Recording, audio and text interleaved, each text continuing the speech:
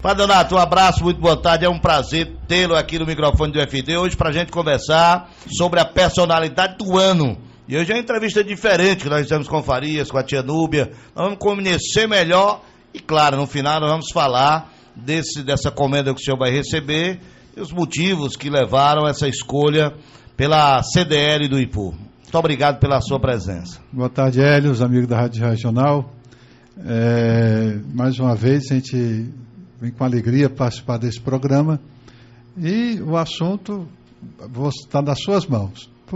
Tem toda a liberdade de fazer suas provocações. Estamos ao vivo, Facebook, para entrevistar a personalidade do ano de 2016, escolhido pela CDL. Nada mais, nada menos do que o Padre Nonato Timbó. Vamos conhecer um pouco do Padre Nonato. Padre Nonato Timbó, quem é o senhor?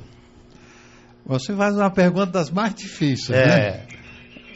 Durante toda a história da humanidade, há uma pergunta que ainda não foi conseguida responder. Quem é o homem? Né?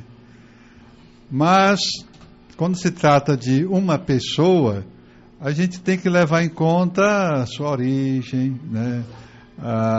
O ambiente em que viveu.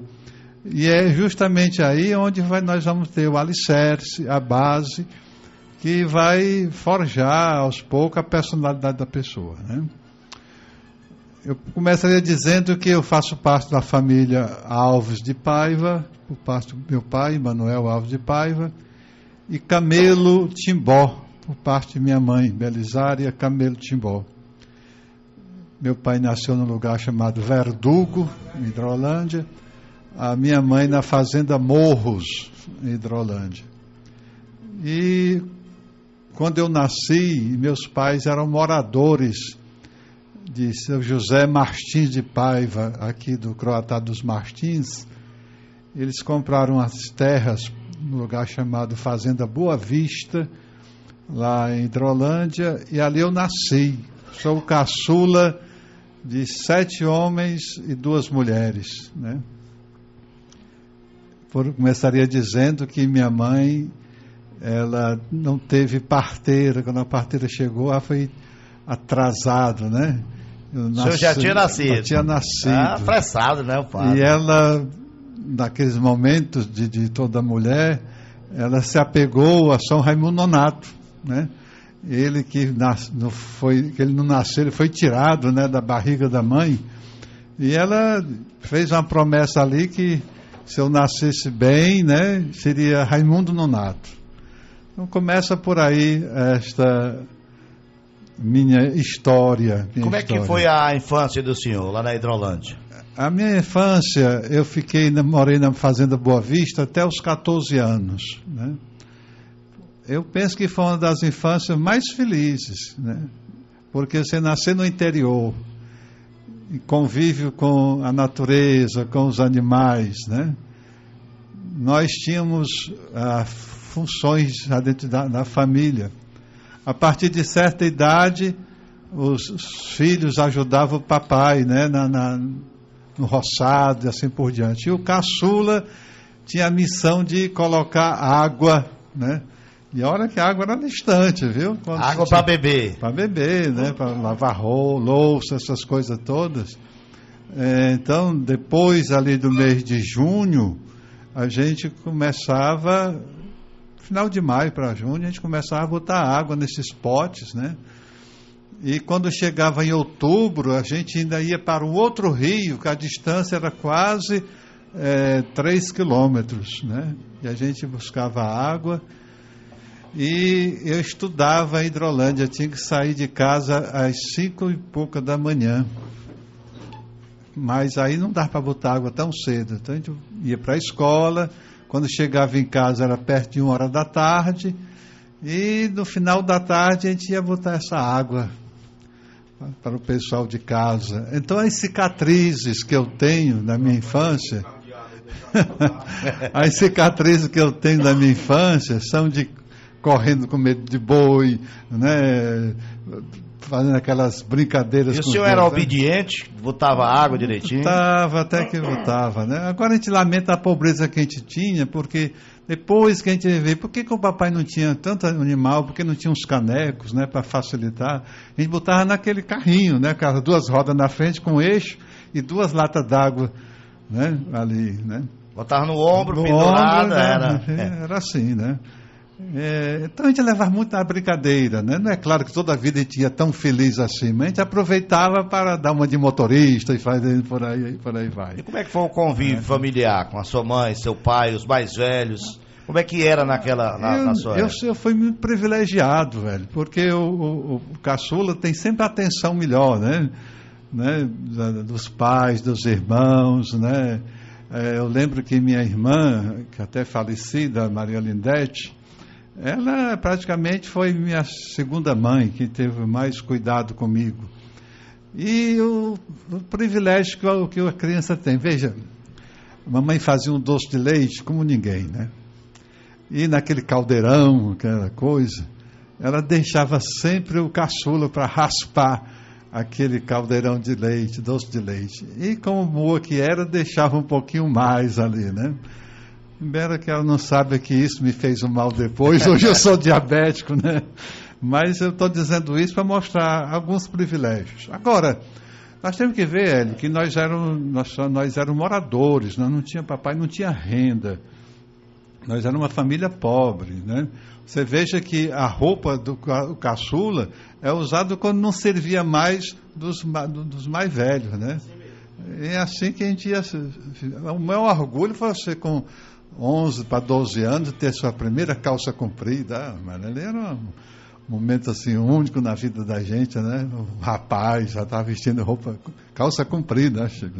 Então essas coisas assim que faz parte dessa infância saudável, né? Muito boa. O senhor jogou futebol, jogou bola quando na adolescência? Sim, praticou algum outro esporte? Mano? Não, mas era bola, né? Futebol. Agora, depois, né, lá na frente era vôlei. Eu já saí de Hidrolândia tendo noções de vôlei, mas fui desenvolver mais, né, quando eu fui para o Rio. E passei a jogar mais ainda quando estava no Exército. O senhor foi com que idade para o Rio de Janeiro? E por qual razão? Ora, nós éramos, como disse, 7 homens, e os homens saíram de casa muito cedo, ganharam a vida em São Paulo, outros trabalhavam naquela época, era Senorte, hoje Coelce, de forma que na fazenda Boa Vista só ficou o papai, mamãe, o Cláudio e eu, 2 últimos filhos. E eles não estavam mais dando conta das coisas, né? Os filhos tudo fora.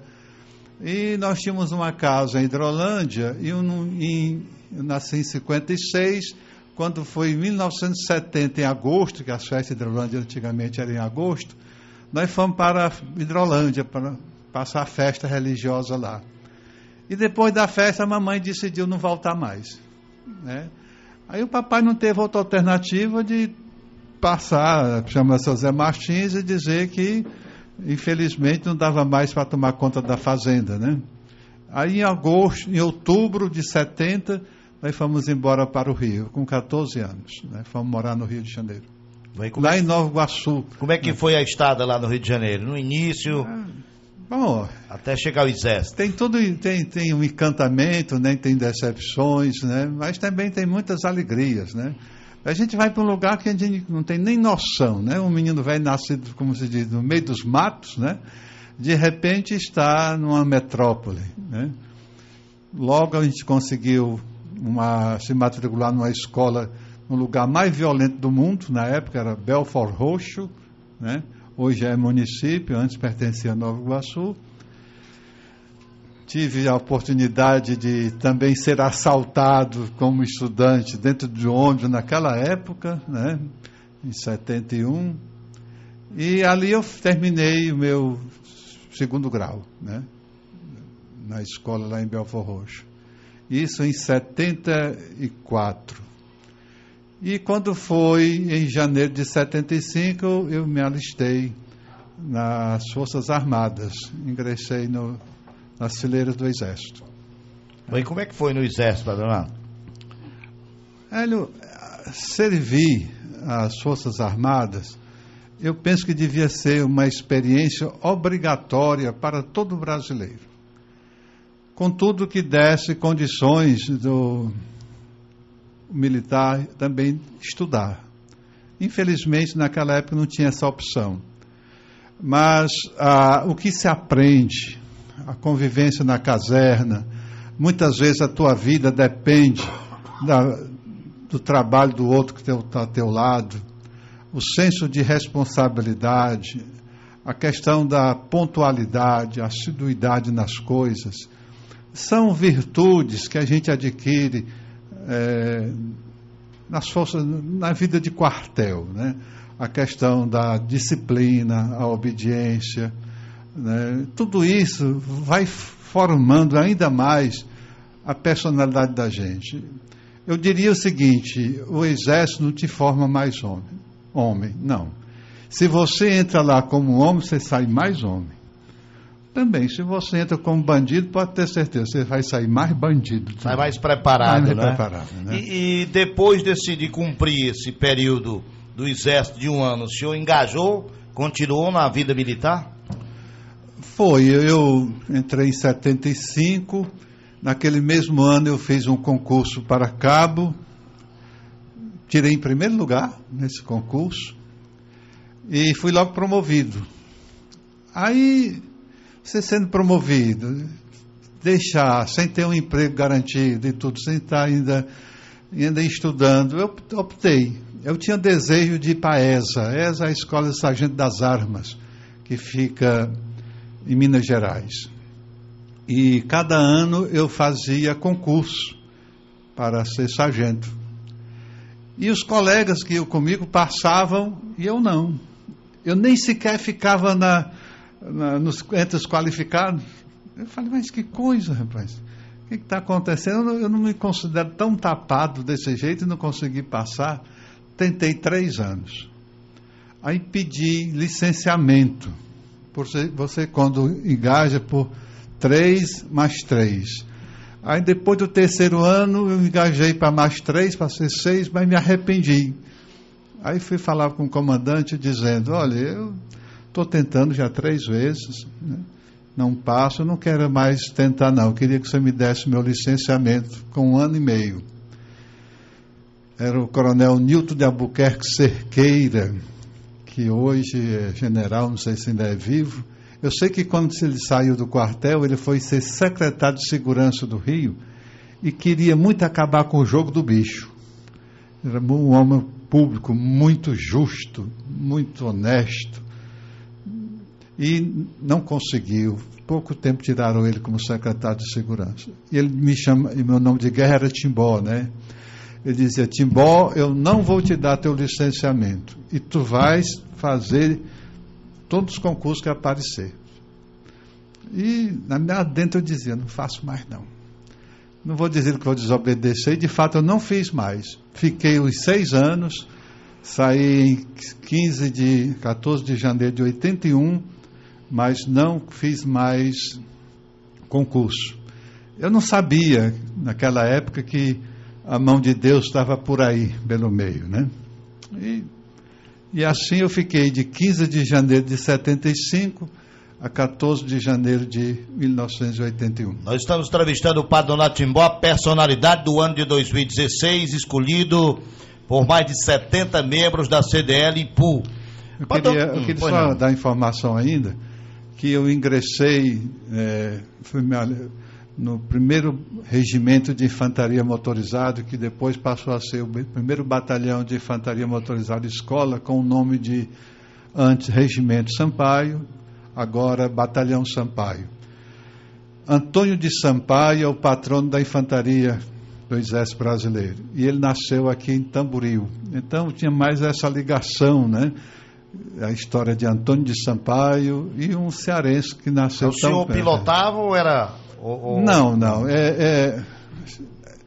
Eu ia para a tropa, né? E minha QM, minha qualificação militar, era comunicação. E como eu tinha muita habilidade em datilografia, em pouco tempo eu passei a trabalhar numa primeira sessão onde se fazia o boletim diário. Às 4 da tarde, o boletim tinha que ser lido nas companhias do quartel. E eu tinha, portanto, a partir de 8 da manhã, no máximo até as 3 da tarde, ter esse boletim em dia. E era anexado a esse boletim aquilo que não era da minha área, parte de logística, parte de economia e tal, mas aquilo que era ligado a serviços e vida pessoal, né, era com a gente. E naquela época você trabalhava com extenso, né?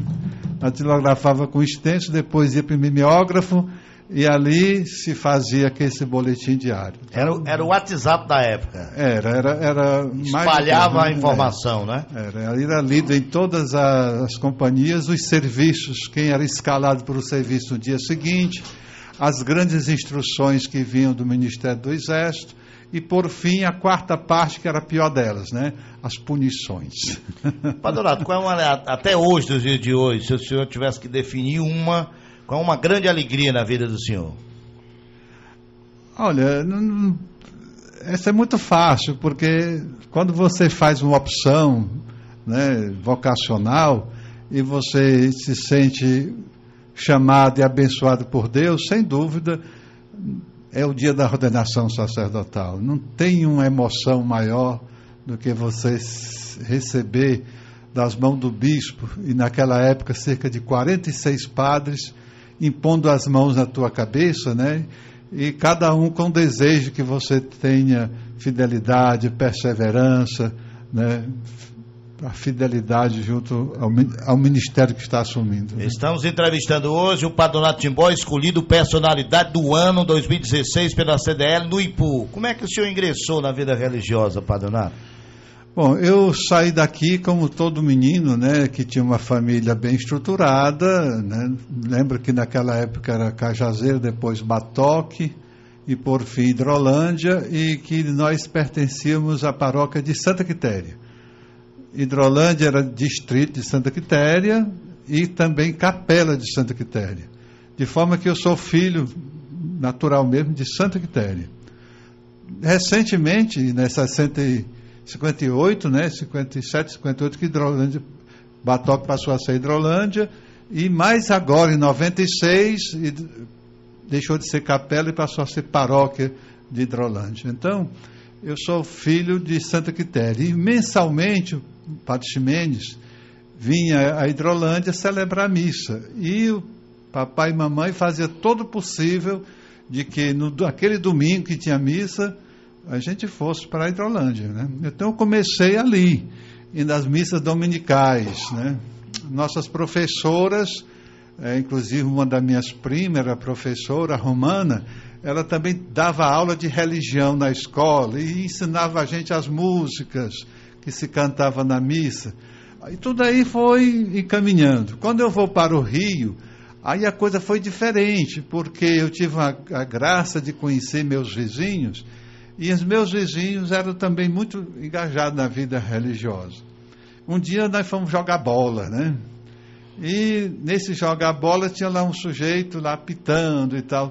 Quando me disseram, isso é um padre italiano, né? Muito amigo dos adolescentes e tal. E ali eu comecei a minha experiência, não só mais de ir à missa, mas já de participando de encontros com adolescentes. Neste aspecto, eu poderia te dizer o seguinte: eu fiquei como coordenando grupos ali da minha comunidade chamada São Benedito, que pertencia à paróquia de Santa Rita de Cássia, dentro da próxima cidade de Nova Iguaçu. E passei vários anos, portanto, coordenando esse grupo de adolescentes, a ponto de chegar um tempo até ter retiros e a gente ser uma dessas pessoas a, digamos assim, ministrar, orientar, conduzir esses retiros. A nossa primeira turma de crisma na paróquia fomos nós, que chamava naquela época monitores. Então nós mesmos dávamos encontros para os jovens que iriam se crismar. Bom, terminado, e no Exército eu nunca deixei de participar. Terminado esse período militar, eu já não era mais só representante de jovem na comunidade, mas já era representante de jovem de nível de paróquia. E quando eu saí em 81, o meu bispo na época, Dom Adriano Hipólito, que a gente poderia ter um momentinho só para conversar sobre isso, eu me apresentei para ele dizendo que tinha acabado de deixar o exército e que queria passar um ano fazendo uma experiência na Diocese de Nova Iguaçu. E como ele já sabia da minha atividade junto aos grupos de juventude, ele disse: por que você não tenta criar uma pastoral de juventude na Diocese? Então, meu ano de 81 praticamente foi nessa tentativa de criar a pastoral de juventude. Só tive que me ausentar por um mês e pouco para assistir a morte do papai aqui em Hidrolândia, que eu ainda fiquei com ele cerca de uma semana. Então, você veja que eu já tinha uma experiência de engajamento, de serviços. Quando eu vim em 82 morar definitivamente com a minha mãe, aqui na Hidrolândia, aí eu via a carência de sacerdotes que nós temos na nossa região. Uma paróquia como Santa Quitéria, que ainda hoje é a maior paróquia da Diocese, dentro do estado do Ceará, é o maior município em termos de território, e um padre só para essa multidão de gente. Considerando tudo isso, no final de 83, eu disse para Monsenhor Ximenes que gostaria de fazer um discernimento no seminário. E ele me apresentou imediatamente a Dom Valfrido, e Dom Valfrido me encaminhou para o seminário de Fortaleza, uma vez que eu já tinha o curso completo, naquela época era o 2º grau, então eu fui imediatamente fazer o vestibular em Fortaleza para ingressar na filosofia. E isso aconteceu em fevereiro de 84. Aí como é que foi no seminário? Quantos anos? Seminário foram 2 anos em filosofia e 4 em teologia. E na época eu era um dos seminaristas mais antigos, né? Eu entrei com 28 anos, então a maioria estava nas suas faixas aí de 18 a 20, então eu era mais amadurecido, digamos assim. Esse amadurecimento traz alguma vantagem, Paraná? Traz, Hélio, porque você tem uma bagagem, não tanto cultural, mas de experiência de vida, de participar de vários movimentos na igreja, experiências eclesiais diferenciadas de Baixada Fluminense e tudo. Então você consegue ver aquilo que para uns era momento difícil, tumultuado. Para mim não tinha problema nenhum. Vai passar com muita facilidade. E tendo isso, essas condições, fazia com que eu era eleito para ser representante de turma da faculdade, né? Quando tinha aqueles conselhos, tinha que ter um aluno chamado da equipe representativa. Geralmente eu era escolhido para fazer parte junto aos bispos, representando os seminaristas na faculdade, na casa de formação, que era o seminário. E isso me levava também a ter uma convivência melhor com os próprios bispos do Ceará. Então me ajudou muito. Bom, e o senhor já disse que um fato marcante, né, uma alegria marcante, foi a ordenação do senhor. Depois da ordenação, como é que foi? O senhor ficou em Sobral, ficou em Fortaleza, já foi para alguma paróquia? Quais foram as paróquias que o senhor esteve antes de vir para o Ipu? Você terminando o curso de teologia, você já pode se ordenar de acordo com o desejo do bispo. Geralmente não passa 3 meses, você já está recebendo o diaconato, e assim por diante. Eu tinha muito desejo de trabalhar numa ação social. Eu pedi a Dom Valfrido que não me ordenasse logo. Portanto, em 89 eu já podia começar a ser ordenado. Comecinho de 90. E ele disse: pois você vai fazer uma experiência de ser o reitor do seminário. Eu digo: mas Dom Valfrido, digamos assim, por ter feito filosofia, teologia, no seminário eu não sou leigo. Mas também não recebi ordem nenhuma. Portanto, eu ainda não sou ordenado. Afinal de contas, o que eu sou, né, para ficar na frente de um seminário? Você é um clérigo. Pronto. O fato é que ele mandou eu ser reitor de fato. de direito era o Monsenhor João Batista Frota, mas de fato você é o reitor do seminário menor, São José, em Sobral. E eu fiquei, portanto, assumindo essa reitoria do seminário São José. Quando foi ali no finalzinho de fevereiro, ele veio me dizer: olha, eu estou completando agora, dia 19 de março, 35 anos de bispo. Você quer me dar um presente? O melhor presente que alguém pode dar para um bispo, ou um bispo pode receber, é ordenar um diácono, padre. Eu falei: pois eu vou lhe dar esse presente, com muito prazer. Agora, desde que a ordenação sacerdotal, eu escolhi a data, ele está certo. Então, no dia 19 de março de 1990, na Catedral de Sobral, eu recebi o diaconato às 9 da manhã, na Catedral de Sobral. E fiquei, quando foi em 4 de janeiro de 91, ano seguinte, foi minha ordenação sacerdotal. Por que escolhi essa data? Ele perguntou: o que tem de importante nesse dia 4? Eu brincava muito com o Dom Valfrido, era um bispo excelente, tenho muita saudade do Dom Valfrido. Eu noto que o senhor fala com muita alegria de Dom Valfrido. Ele era um baiano, mas muito, um pai, sabe, um homem sério, muito educado, um exemplo. Eu dizia: importante, a minha ordenação, Dom Valfrido. Não, Dom Valfrido, é o seguinte, dia 5, é aniversário da minha irmã, Maria Lindete. E ela foi minha segunda mãe, mesmo tendo minha mãe, mas foi ela que cuidava de mim, né? E minha mãe foi muitos anos presidente do apostolado da oração. E dia 4 de janeiro é a primeira sexta-feira do ano, e eu queria homenagear a minha mãe, ordenando no dia da devoção ao Sagrado Coração de Jesus. E minha primeira missa no dia seguinte, dia 5, aniversário da minha irmã. E ele depois vai ser assim. Aí veio para Hidrolândia e fui ordenado numa quadra ali no colégio Hidrolândia no dia 4 de janeiro. Fiquei no seminário, como ele tinha previsto, durante 6 anos. Quando foi em 96, em março, ele me transferiu para Frecheirinha. E quando foi em 99, ele me convidou para prosseguir os trabalhos aqui no Ipu, com o Monsenhor Moraes, que não tinha mais condições de prosseguir.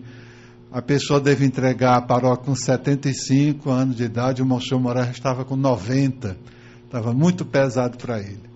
E foi assim a minha vinda para o Ipu, né?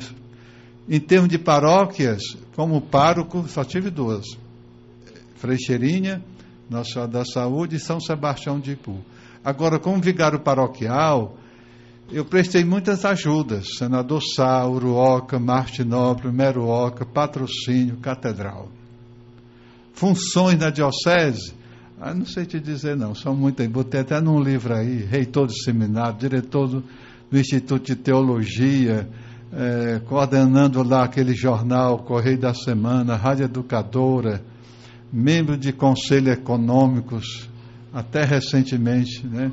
Deixei por causa de problemas de saúde, membro de conselho presbiteral durante muitos anos, colégio episcopal, nesses últimos 10 anos, vigário episcopal dessa região. Então são muitas as funções, né? E substituindo ainda quando o bispo saía. Pois é isso aí que nunca eu podia imaginar na minha vida, né? Onde é que você se viu, rapaz, um sujeito que nasceu no interior do Ceará, né? No meio do mato, né? De repente você tem uma audiência com o Santo Padre, rapaz, está em Roma. Primeiro você sair do Brasil, depois ir para Roma. E em Roma você ainda conversar 15 minutos pessoalmente com o Papa. Não dá para imaginar. Ainda fazer um pedido ao Papa, né? Tem que ser pidão, né? O senhor completou 25 anos aqui no Ipu, jubileu de prata. Se Deus permitir, a saúde também, o senhor pretende ficar quanto tempo nesta, né? Chegar ao jubileu de ouro? Não. Você sabe, eu já disse isso aqui algumas vezes, eu sou um defensor que o padre deve ficar no máximo 6 anos. Quando eu vim para o Ipu, depois eu disse para Dom Aldo, 6 anos é pouco. Aí não era mais Dom Aldo, era Dom Fernando. 6 anos é pouco, deixa ficar uns 8, no máximo 10. E aí Dom Fernando saiu e me deu mais 6 anos. Depois veio Dom Adeli, não renovou a provisão. Nós estamos com Dom Vasconcelos, quer dizer, eu estou com a provisão ainda da época de Dom Fernando. Então, meu tempo já se expirou há muito tempo. Vou fazer um parênteses aqui nessa entrevista para falar de Dom Odeli. Agora a gente viu ele nesse desastre. Então, só para concluir, eu sou um defensor de que o padre não passe tanto tempo assim. Por qual razão, padre? São muitas, porque você ficar muito tempo, você perde automaticamente a dimensão profética. As pessoas vão criando laços. E quando cria laços, fica difícil você ficar dizendo não, apontar dedo e tal. E quando faz, as pessoas ficam muito sentidas, porque não esperam isso da gente. Quer que sempre que a gente seja aquele pastor, profeta jamais. Então, a gente vai perdendo isso aí. Não é que a gente perca a espiritualidade, a vontade de trabalhar, mas eu acho que também a paróquia precisa conhecer outras maneiras de serem conduzidas. Então, o pároco é uma função. E essa função é dada por quem? Por um bispo. Então, a paróquia de quem é? É do bispo. E ele bota na paróquia quem ele quiser. Então, se ele me pedir, padre, eu preciso de você vincular. Pois não, a paróquia é sua.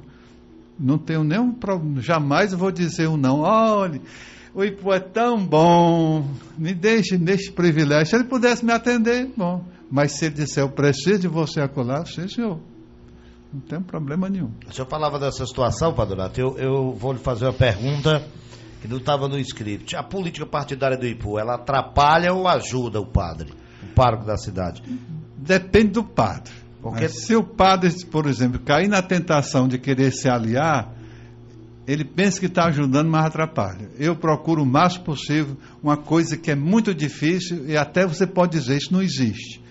Neutralidade. Na prática, não existe neutralidade. Porque você é um cidadão.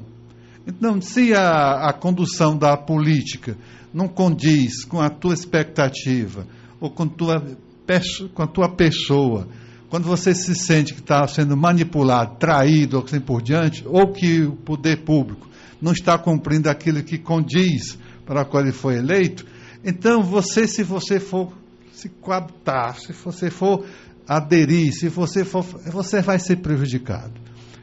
E por outro lado, você vendo aquilo, você não pode dizer amém. Então não existe neutralidade, mas eu procuro, e procurei nesses 17 anos, ter essa atitude de independência. Eu me sinto muito livre a tecer críticas a qualquer um dos candidatos, porque eu não me alio nem A nem a B. São 13 horas mais 14 minutos. Eu estava falando com o senhor que a gente ia fazer um parêntese para falar desse acontecimento em que nós acompanhamos ao vivo uma homenagem, uma leitura do Papa Francisco, que enviou aos brasileiros, especialmente a Chapecó. Me parece que o senhor conhece a cidade, foi lá? Foi, eu estive lá na posse de Dom Adeli. Hélio, aquele campo que fica no centro da cidade, a cidade circunvizinha a Chapecó, e principalmente Chapecó, tem um orgulho tão grande desse time. Não é porque aconteceu isso agora não, entendeu? Mas o pessoal tem orgulho do chapecoense, E Dom Adeli, ele quando assumiu, ele passou por muitas dificuldades. Não sei se você recorda, mas houve umas tempestades por lá que andou destruindo quase 1/3 da cidade. Uns frios violentos, um inverno rigoroso, depois disso aí. E agora essa cena, E eu conversei com ele e dizia, olha, nós estamos estarrecidos. Não estamos acreditando que isso tenha acontecido, E ele dizia, nós estamos precisando de oração, reze, porque a gente também estamos aqui sem saber o que fazer diante de uma situação desta, E aí a coisa foi. Aí vieram logo todas as informações que de fato tinha acontecido. E aí as manifestações de solidariedade também começaram a aparecer. Como você viu, até o Santo Padre mandou uma mensagem. E Dom Sérgio da Rocha, que é o cardeal agora de Brasília, foi pessoalmente celebrar a missa de sétimo dia. E Dom Adeli passou também umas mensagens, nós vimos aí pela Facebook, né? A atitude dele perante aquela comunidade. Uma tragédia. 13+16, estamos entrevistando hoje o padre Nonato Timbó, que foi escolhido a personalidade do ano de 2016. Padre Nonato, da gestão aqui no IPU, o senhor tem construído muitas capelas. Por quê?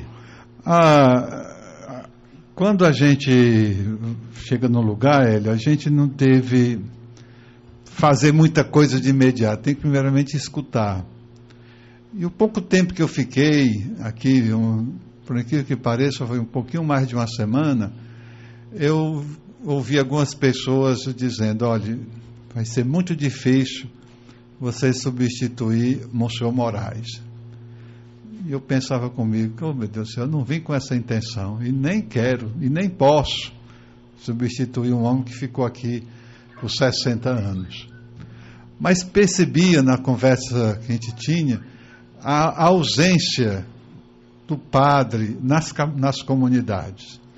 Não é que o Monsenhor não queira, é porque não podia, a idade dele, você imagina você com 90 anos. Você pode ter o desejo de se fazer presente, mas o corpo não permite mais, não obedece. Então, na posse, que eu estive aqui no dia 9 de dezembro de 99, eu dizia, a minha prioridade serão as comunidades, as capelas. Por que construir? Porque a capela, ela continua sendo, e vai ser durante muito tempo, o lugar da congregação, que vai congregar as pessoas. É onde as pessoas vão para agradecer a Deus, para rezar, para bendizer, para louvar, momento de dor, de alegria. É a capela, é a comunidade. Então o padre tem mais do que favorecer a construção desses ambientes da casa de Deus. O meu nome entra nessa história porque eu estou à frente da paróquia, mas o mérito é da comunidade, porque ela que trabalha, ela que se esforça, né? E nesses 17 anos a gente vê o empenho dessas pessoas, né? Tanto aqui no Ipu como no Pires Ferreira. No Pires Ferreira parece que foram 15 capelas, né? Ou não, 9 capelas, total de 15 que ficou lá para a paróquia. E somando tudo deve ter dado umas 25 capelas. A das Pedrinhas já tem um sino, viu, que o Dete doou. Começou com o sino. Pois é, São Francisco das Pedrinhas, vai ser uma igreja, se Deus quiser, bem feitinha. E assim, então você vê que a comunidade ajuda. A gente simplesmente aloca, né? Pega para lá e para cá, vai juntando, né? E vai fazendo isso aí. Quais as dificuldades principais, Padre Nonato, que o senhor enfrenta aqui no Ipu? Olha, a dificuldade que a gente enfrenta, não posso deixar de falar da questão financeira, né? Até bem pouco tempo atrás, nós tínhamos uma ajuda bem consubstancial em termos de laudêmios, né? E recentemente, nós estamos com mais de um ano que as pessoas estão simplesmente deixando de dar essa contribuição de laudêmios. E esses laudêmios, as pessoas não sabem qual era a finalidade. Eu nunca destinei laudêmios para outra coisa senão para a construção.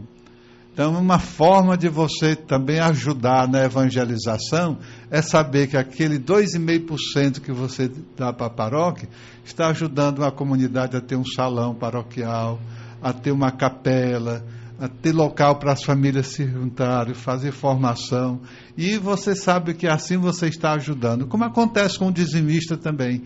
Você é um dizimista, a igreja convida para você ser um evangelizador, e você diz, padre, eu não tenho, meu tempo é assim, eu não tenho essa habilidade, mas eu vou fazer uma coisa, eu vou ser bem fiel ao meu dízimo, porque eu sei que com o dízimo, a paróquia dá condições de ter os agentes de pastoral, tem condições de manter o culto, o pessoal para trabalhar. Então, uma forma de eu também estar evangelizando.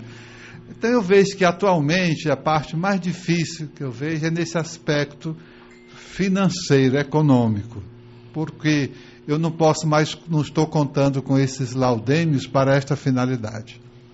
Que não era brincadeirinha não, mas daram uma faixa de 30 mil por ano. 30 mil por ano, você chega a colocar 5, 6 mil reais por capela, é uma ajuda muito boa.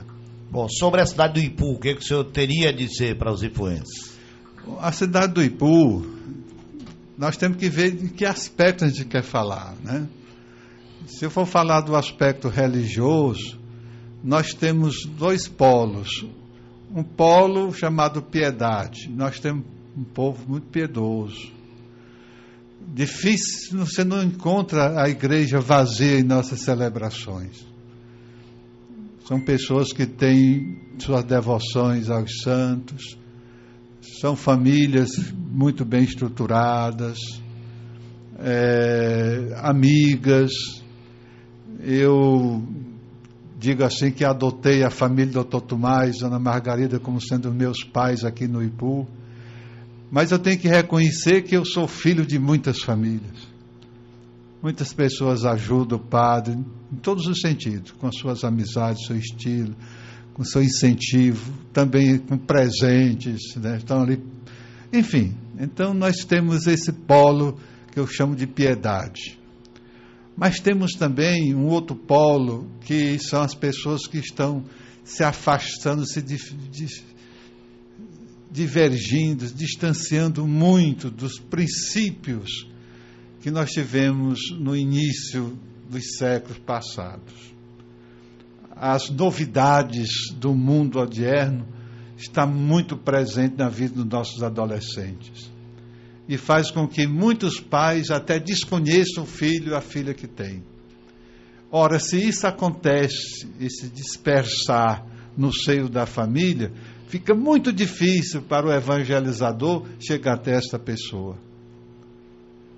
Eu vejo também que se nós tivéssemos mais templos religiosos no Ipu, eu penso que a contribuição para as famílias seria melhor. Não estou falando só da Igreja Católica. Se nós tivéssemos mais templos, onde as pessoas tivessem, de fato, um compromisso em reerguer a vida, mostrar os verdadeiros valores para a convivência social, fraternidade, e principalmente também na educação política, nos ajudaria muito, muito, muito. Bom, qual é a importância, Padre Donato, desta comenda Personalidade do Ano 2016? Olha, eu até brinquei contigo, por que o CDL tem tanto interesse em dar essa comenda, né? Eu repito o que eu dizia agora há pouco.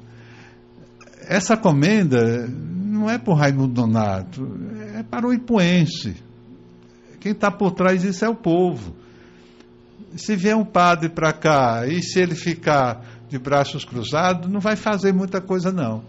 Mas ele só pode arregaçar as mangas se tem por trás uma comunidade que o apoie. Então esse reconhecimento que o CDL faz com a minha pessoa, eu atribuo e coloco nas mãos do povo de Ipu. Mais 2 foram homenageados, a Tia Núbia como empresária do ano e o Farias da Farias Esporte Modas. O que o senhor tem a falar desses dois? Muito bem, né? Boas escolhas, né? A Tia Núbia, pela determinação que ela tem como educadora, né? Você vê que ela deu uma oportunidade para a família ipuense ter uma opção de formar desde a base, desde as crianças nas mais tenra idade, até a preparação para o vestibular, né? Sem você ter que sair para outra cidade, dando um ensino de primeira qualidade aqui no Ipu. Então, muito digno esse reconhecimento, o esforço que ela fez em construir aquele prédio, que você conhece tão bem. Então, tudo isso, eu acho que ela já deveria ser homenageada há mais tempo, pelo esforço que essa mulher vem fazendo. E o Farias, né, com seu jeito simples, honesto, amigo, de conduzir seu trabalho, sua loja, né, sua família, homem de oração, né, tranquilo. Se conversa com o Farias, você fica numa tranquilidade, porque transmite isso para você, né? Então, muito bem escolhido esses dois representantes pelo CDL. O senhor vai acompanhar depois no Facebook, pode responder lá os comentários. Tem no Texto da Paz um grande líder, a Germana Miranda, meu padre querido, Tácito Forte de Aracati. Eita. Tá terminando o programa dele lá, mas comentou, minha bênção mesmo, tão longe. E tem tantos outros aqui, a tia Nube e tantos outros comentários. Eu queria deixar o programa à disposição do senhor, Padre Donato, dizer que é sempre uma alegria, uma satisfação, uma honra recebê-lo, principalmente para a gente conhecer um pouco mais a história do homem, do cidadão e do líder religioso, o Padre Donato Timbó. Estamos sempre à disposição e parabéns pela comenda que o senhor recebe e que vai fechar essa comenda agora no dia 10, num grande evento festivo. Parabéns. Vai ser aonde, né? Vai ser na ABB do Ipu. Na ABB, né? Então, eu aproveito para convidar as pessoas a se fazerem presente na ABB, porque ali é um momento onde também a gente vai mostrar nossas preocupações, que a gente vai pedir também as ajudas para aquilo que a gente se propõe a fazer para o dia de amanhã. Queria também, Hélio, fazer uma pergunta. A Rádio Regional vai nos ajudar na campanha do Natal Sem Fome? Bom, nós estamos a reunião hoje à noite, né, com todos os radialistas para a gente enfrentar sempre é um desafio. Quando a gente pensa que não vai receber nada, de repente recebe muito. Quando a gente tá certo que vai receber muito, chega pouco, mas sempre a gente colabora com essa campanha. É bom. E nesse período, viu, padre, o que tem de pessoas têm procurado ajuda, procurado coisas para comer mesmo. Eu sei. Não é nem outra coisa, não é coisa para se alimentar. Tem sido muitas pessoas que estão passando dificuldades. Eu queria que as pessoas entendessem exatamente isso que o Hélio está dizendo. Você sente uma impotência tão grande, saber que quando chega na sua casa, chega na casa paroquial, aquela mulher com a criancinha no braço, né, saindo lágrimas dos olhos, dizendo que deixou a casa sem ter nada na cozinha. É de cortar o coração, né? Não queria que isso estivesse acontecendo na casa de ninguém. E eu penso muito nessas famílias, né, que a gente pudesse dar uma contribuição, saber que você está repartindo o pouco que você tem, mas com aquele que não tem nada. E é uma maneira de a gente espalhar esse espírito natalino, que para mim é essa partilha. O senhor é do time do Padre Lucas ou não? Rapaz, me disseram que o titular é o Anselmo no gol. Ah, o senhor eu vou ficar na reserva. Meu amigo, pois o Edvani é o nosso fixo, né? Diz o Chico Zé que vai ser o craque do time. O Marcos Aurélio é o nosso treinador. Você imagina como é que vai ser esse nosso time aqui. Vai ser dia 17 de dezembro. O time da Rádio Regional vai enfrentar esse torneio e com certeza vai ser o campeão. Vamos trazer a taça, não é? Vamos trazer essa taça desse encontro, e a entrada vale um kit de alimento.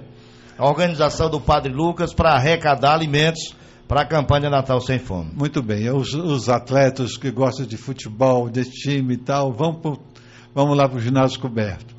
E as mulheres, as pessoas e outras opções, né? Eu queria dizer que nesse dia está bem concorrido. Eu convidei a irmã Lina para vir nessa noite, dia 17, aqui para o Ipu, porque ela, dia 10, ela está comemorando 50 anos de consagração à vida religiosa. E a missa vai ser às 10 da manhã lá no São Benedito. Eu digo, olha, mas você é ipuense, vá no Ipu também.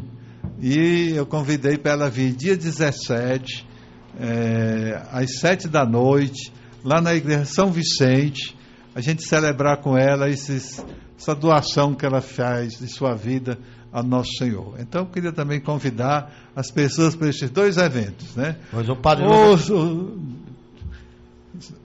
tu que não gosta mesmo dessas coisas, gosta de futebol, vai lá para o futebol, para o ginásio coberto. O Padre Lucas está teclando comigo aqui via Zap, está ouvindo a gente, está dizendo, não, Hélio, o Padre Donato está errado, ele está escalado no gol. Não confio no Anselmo não, porque é pequeno. Tá certo, velho. Eu sei que eu vou fazer uns 2 gols no senhor, Padre Donato. Ah, meu Deus do céu. Um prazer enorme recebê-lo, Padre Donato. Fique à vontade para as considerações finais, senhor. Eu queria dizer que se vocês forem no futebol, com certeza vão me ganhar. Mas se tivesse feito um torneio assim de voleibol, eu ia me atrever a ficar um pouquinho mais tempo, né? Eu já fui bom no vôlei. O senhor era ponteiro, cortador? Olha, no Exército tem umas coisas que a gente não entende, né? Só joga voleibol oficial ou sargento, entendeu? Cabo, soldado não joga voleibol no Exército, não. Mas, como o cabo Timbó era bom, então ele era convidado a jogar com os oficiais, né? Ah, pode ser convidado, né? Então, na Prainha, que é o nosso time de voleibol lá no seminário, nós fomos campeão em Fortaleza. Agora, o exercício era...